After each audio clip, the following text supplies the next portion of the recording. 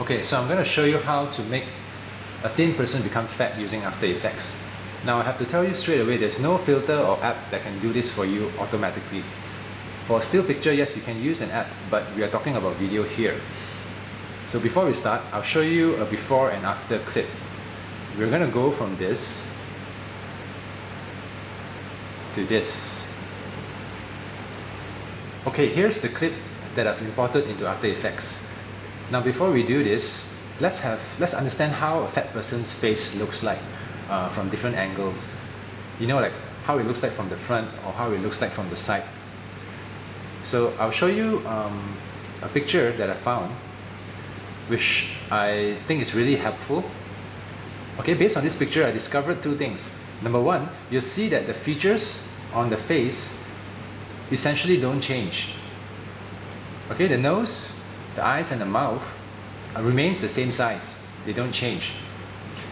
Even the head remains the same size. Okay, it's just the face that becomes wider and becomes more puffy. Okay, and number two, we have to give the person a double chin. In order to really differentiate, you know, we have to make the bottom half of the face look really fat and give the person a double chin. Now, if you look at the two pictures, what I've done is I've combined the two pictures together, and you see what I mean. The features don't change at all. You see, the features pretty much remain the same, but the bottom half of the face becomes really puffy and wide. Okay, what we have here is all the layers that I use to achieve this effect.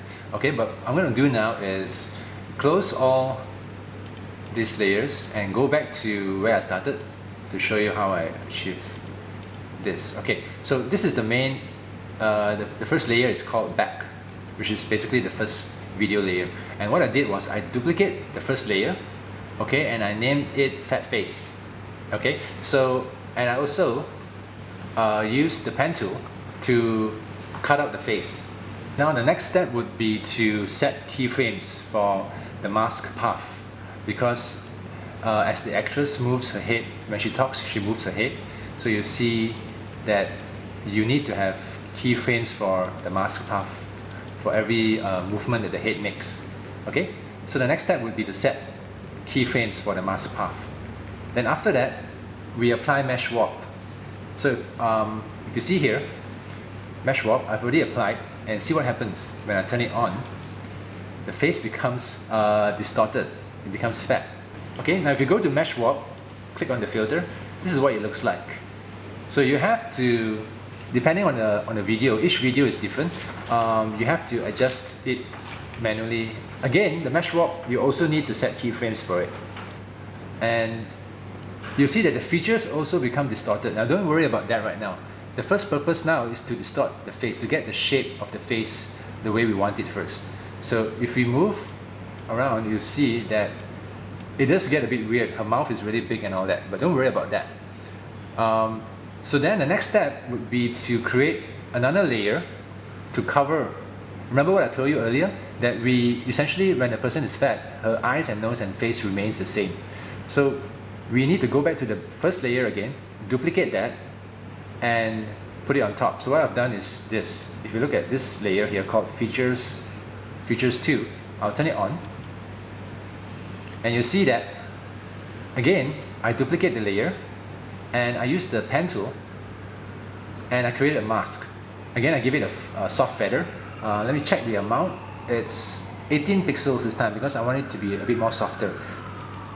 So you see that what I did was, this layer basically covers the bottom layer, which is the fat face layer, and it covers it with her original features.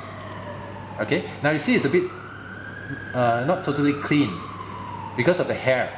You know, when you mask it, sometimes it gets too close, so you get a bit of this fringe at the sides.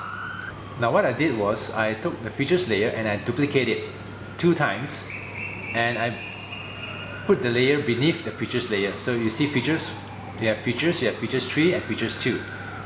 Okay, so I put it below the features 2 layer. And what I did was I also applied fast blur to it. And I increase the scale of it also a little bit. If you look at it, I increase the scale of it a little bit. You see here, I increase the scale as well.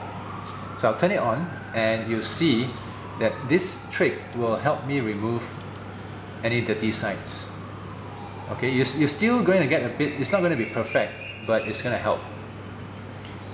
And then finally, remember I told you earlier, we need to have the double chin effect. So right now, it is a huge difference now. Her face is more chubby and the width is really round at the bottom. But we need to have, you don't feel the double chin effect yet.